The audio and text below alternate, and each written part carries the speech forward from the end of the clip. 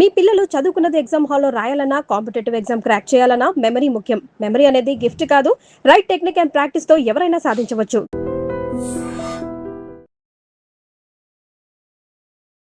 నమస్తే, welcome to healthy conversations with iDream media. So ఈరోజు మనం ఉన్నాము ట్రెడిషనల్ హీలర్ ఇంకా హెర్బలిస్ట్ ఆంజనేయ రాజు గారితో.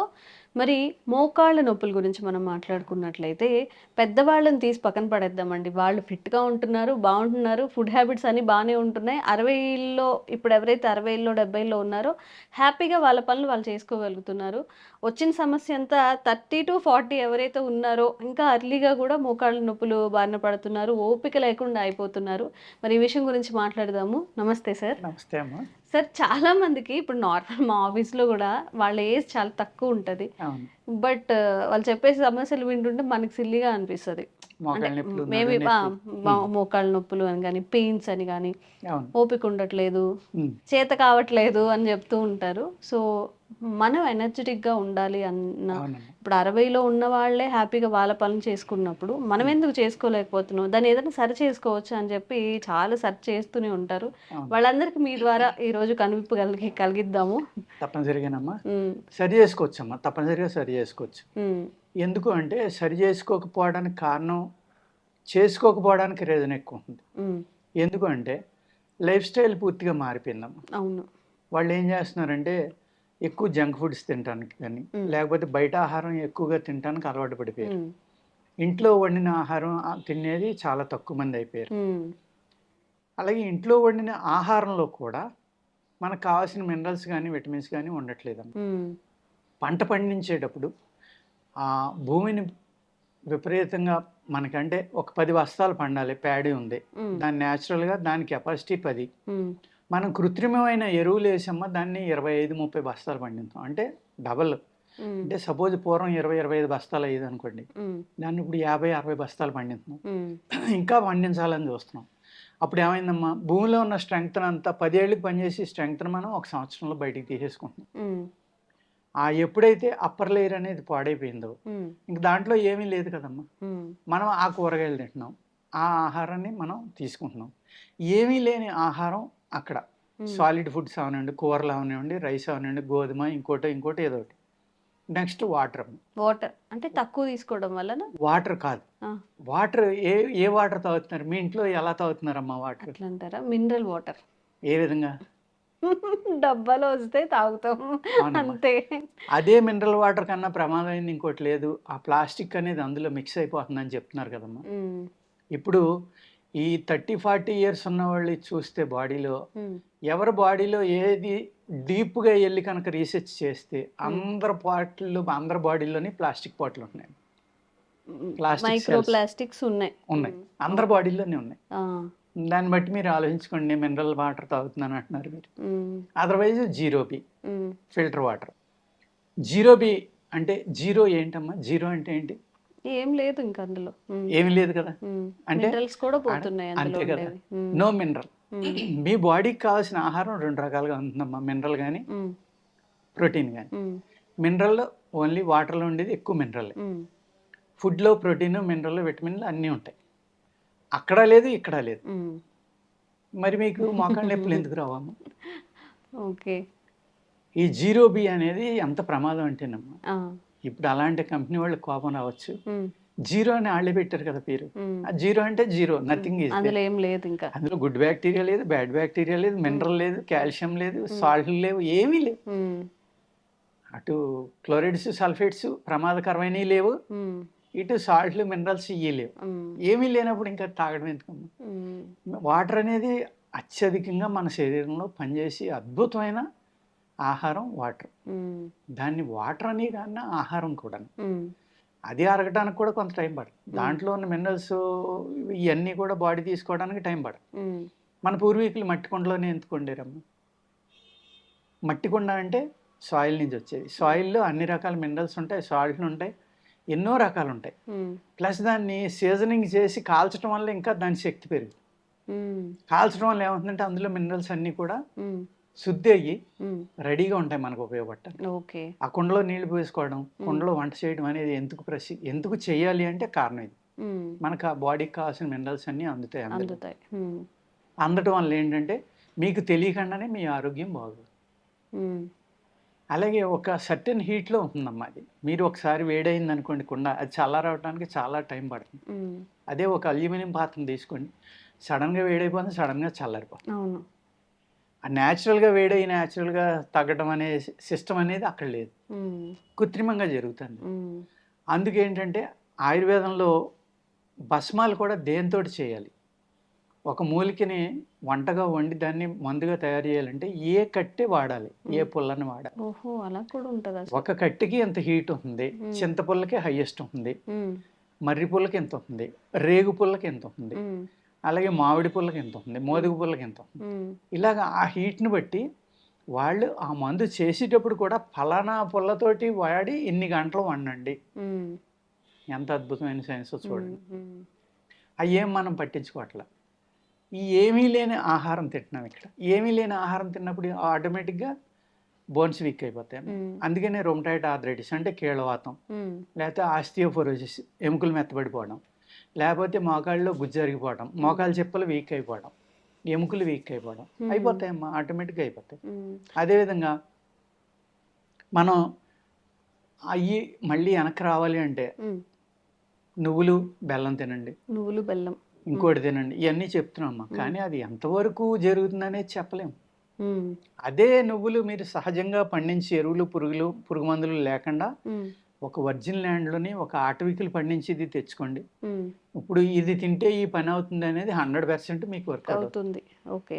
అదే మీకు పూర్తిగా భూమిని పాడు చేసిన చోట పండిన నువ్వులు తెచ్చుకోండి, అక్కడ పండించిన బెల్లం తెచ్చుకోండి, ఉపయోగం ఉండదమ్మా. అలాగే ఇప్పుడు ఆర్గానిక్ చాలా అద్భుతంగా చేస్తున్నాడు ఒక ఆయన, చాలా కష్టపడి చేస్తున్నాడు. పక్క పొలం వాడు అన్నీ వాడుతున్నాడు. వర్షం పడ్డంది, పెద్ద వర్షం, ఆ భూమి లాక్కుని ఆ నీరు వీళ్ళ పొలంలోకి వచ్చింది. అప్పుడు ఏమవుతుందమ్మా, మనం ఏం చేస్తాం, టెస్ట్ చేయితే ఆయన చాలా కష్టపడి చేస్తున్నాడు కానీ మనం ఆయన తిడతాం, ఏమని ఇవన్నీ వచ్చినాయి. నిజంగా అతని కారణం కాదు దానికి, ఇతని కారణం పక్కవాడు. ఇప్పుడు రామ్దేవ్ బాబాయ్ మీద కేసు వేసారమ్మా, తేనెలో అయ్యి ఉన్నాయని.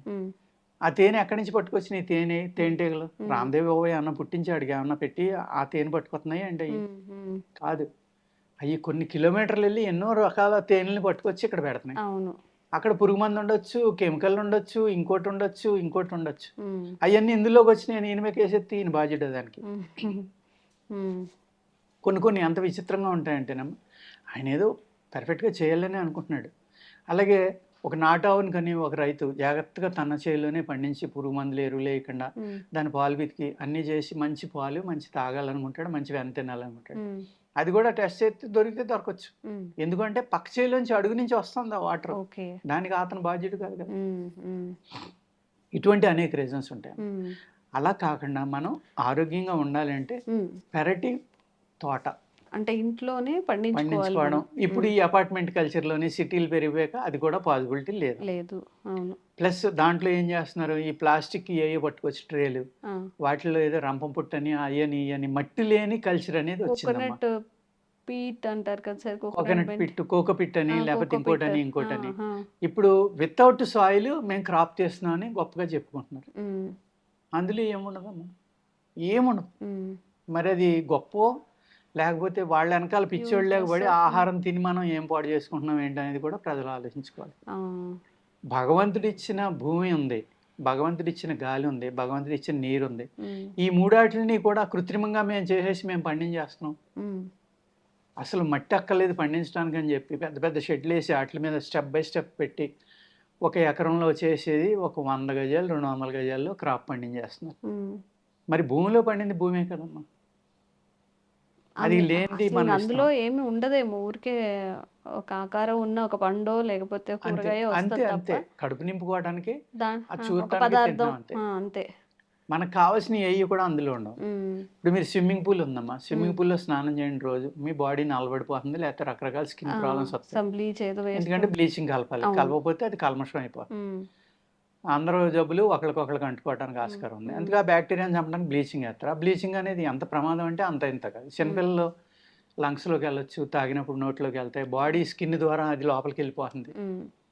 అదే మీరు కాలువలో స్నానం చేయండి, ఏముండదు.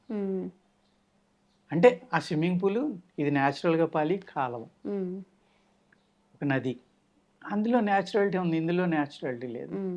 అలాగే వాటర్లో కూడా అమ్మ అనేక రకాల వాటర్లు. ఏది పూర్వకాలం వైద్యశాస్త్రంలో చెప్పింది అలాంటి నీరు తాగమంటాడు. అనేక రకాల నీళ్లు, నది నీరుకి ఒక గుణాలు, చెరువులో నీటికి ఒక గుణాలు. ఆ చెరువులో నీటికి కూడా కలవ పూలు, తామర పూలు, నాసు అన్నీ ఉండి మత్స్య చేపలు తిరిగేది, హంసలు తిరిగే నీరు హంసోదకం అంటారు. వెన్నెల పడాలి, దాన్ని హంసోదకం అంటారు. అది అమృతం లేక మనకు పనిచేస్తుంది.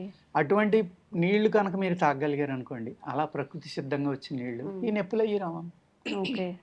అటువంటి ఆహారం తిన్నారనుకోండి, నిజంగానే డాక్టర్లు చెప్పినట్టుగా పాలకూరలో కాల్షియం ఉంటుంది, లేకపోతే ఉసిరికాయలో ఐరన్ ఉంటుంది, లేకపోతే ఇంకో దాంట్లోనేమో నిమ్మకాయలో విటమిన్ సి ఉంటుంది, మెగ్నీషియం ఏమో ఏదో పైనాపిల్లో దొరుకుతుంది, యాపిల్లో ఐరన్ దొరుకుతుంది. ఇలాగా అవన్నీ కరెక్ట్ అవుతాయి అప్పుడు.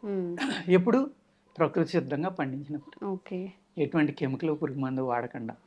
అప్పుడు మీరు ఈ 35-40లో కూడా మోకాళ్ళ నొప్పులు వస్తున్నాయి అంటారు, వాటి నుంచి బయటపడచ్చు.